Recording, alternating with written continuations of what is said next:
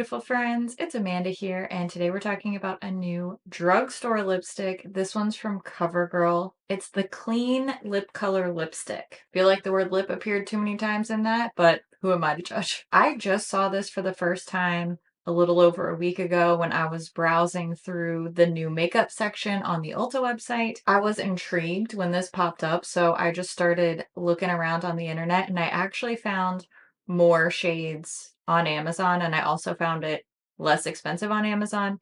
There are only 8 shades available right now on the Ulta site. There are plenty more elsewhere. The retail price for these is $8.99, so that is the listed price on the Ulta site, and that's also the original retail price on Amazon, but just all the shades are marked down to more like $6.50 right now. It's pretty common for drugstore products to have fluctuations in the prices just depending on which retailer you go through. So I'll do some research and see where I can find these online and give you a whole bunch of options. I don't know, maybe you got a coupon, maybe got a gift card, so just check the description box and I'll have more retailer info down there. For the past several years, CoverGirl has been cruelty-free. Especially interested to notice they're really advertising these clean lip colors are 100% carmine-free. I feel like being carmine-free and cruelty-free go hand in hand, but they made a point specifically of these being carmine-free. According to the info on the Ulta site, these are full coverage, lasting color. I do agree with that. Infused with naturally derived squalane as well as avocado and aloe butter. All day hydration. I agree, these do feel very hydrating. Instantly fills, evens, and smooths the appearance of lip lines. I always hate claims like this because I just don't think that a lipstick can really do that. I think some can emphasize them more than others, but the idea of filling your lines with a lipstick is, in my opinion, it's a bridge too far for me. It says that this lipstick does not smudge, bleed, look patchy, or feather, and it says that it is a satin finish and they have shades to flatter all skin tones.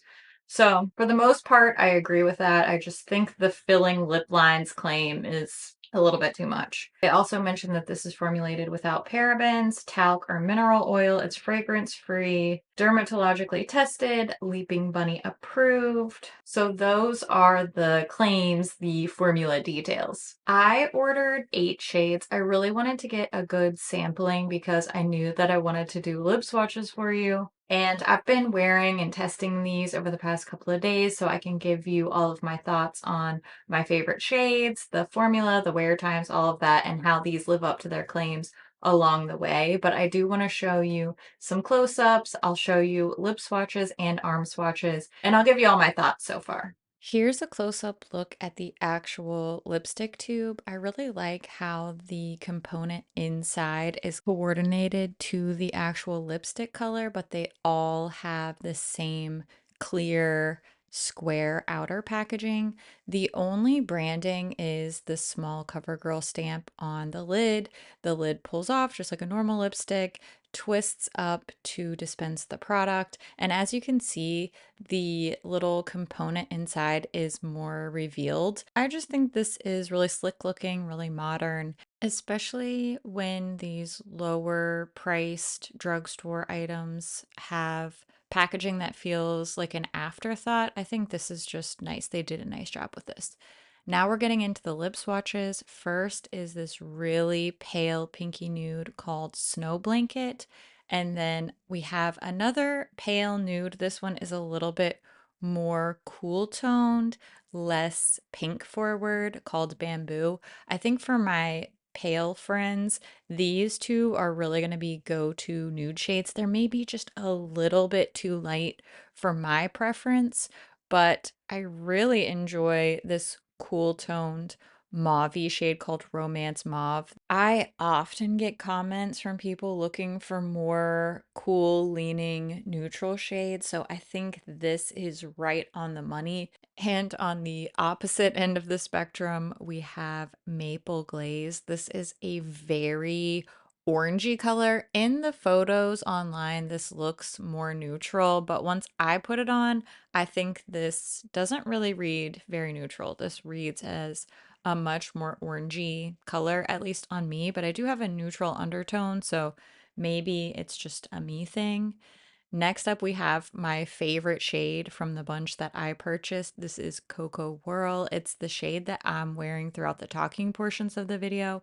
And it's also the shade I was wearing in my ColourPop liquid blush video. The next shade, Warm Taupe, looks very similar on me. I would say that Cocoa Whirl has a little bit more of a pink to it. I think it's easier to tell in the arm swatch, which I'll show you after we finish all of the lip swatches.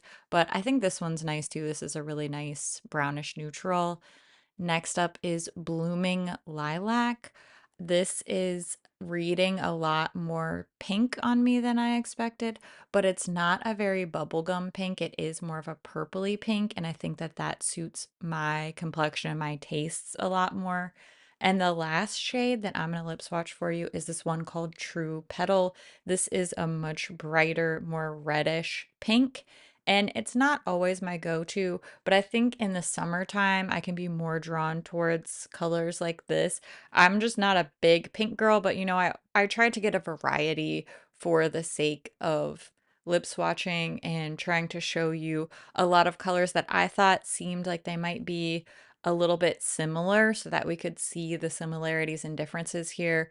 You can see that Snow Blanket is more pinky, Cocoa Whirl is a little bit more pinky. It's still really hard to tell. Even in the arm swatch here, I think Warm Taupe comes off a bit warmer and maybe a bit more brown based. Hopefully this helps you choose the perfect shade, and let me know if you want to see more of these in the future. Overall, I really like these lipsticks. I think the packaging is simple and to the point. It's fairly sturdy. I like that these are under $10. We're seeing a lot of these drugstore brand prices creeping up above $10 for even just lip products and blushes and things like that now. So I'm happy to see that you can still grab one of these under 10 bucks at the drugstore. As somebody who has dry skin and dry lips, I find these to be incredibly comfortable. They do wear well on me. I don't have to touch up every hour, but they're not completely transfer proof. I wouldn't even say they're transfer resistant. If you eat, drink, touch your lips, these claim to be smudge proof and all that. That's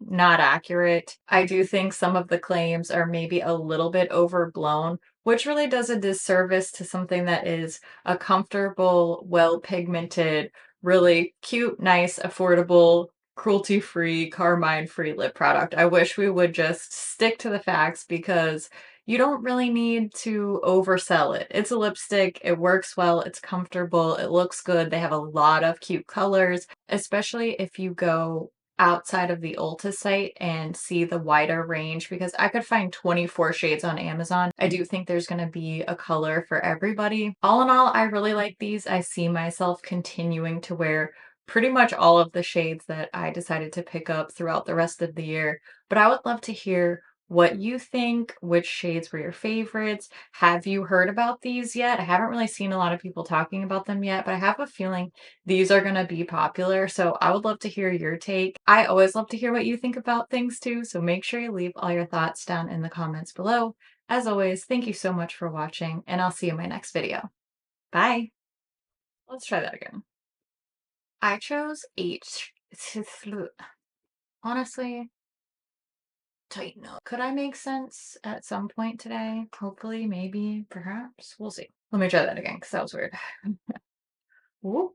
I did film this eye look. It's the Oden's Eye Moon Wish palette. I wanted to do a spicy neutral look. Angie will be so proud with this yellow in her corner. That'll be coming up eventually. Let's see, what order do I want to do these in? When I was taking the lid off the shade Bamboo, I totally thrashed it. Pretty sad that I did that. But it was me. I did it. What can I say? I'm the problem. I'm telling you right now, if I run out of battery before I finish these lip swatches, I will cry. Maple Glaze is such a good name for a lipstick. I wish I thought of it. Cocoa Whirl. I think this one's just a tiny, tiny bit too light for me. But for my pale pasty peeps out there, you're gonna love this one. It's just a teeny tiny bit too light for me. This one is Snow Blanket. Really feel like I'm channeling Angie now with like a little orangey nude lip and the matte yellow inner corner. Editing Amanda, you know what to do. Oops, that was a bad word. I can't say that. Okay, this one is True Petal. Guess what though? It's not truly a petal, it's a lips. Sorry. I did it, so that's great. Love that for me. Thanks for watching. Thanks for hanging out. I appreciate you. And I think you're really cool and smart and awesome and special and cute. And I love your face. I'll see you soon. Bye.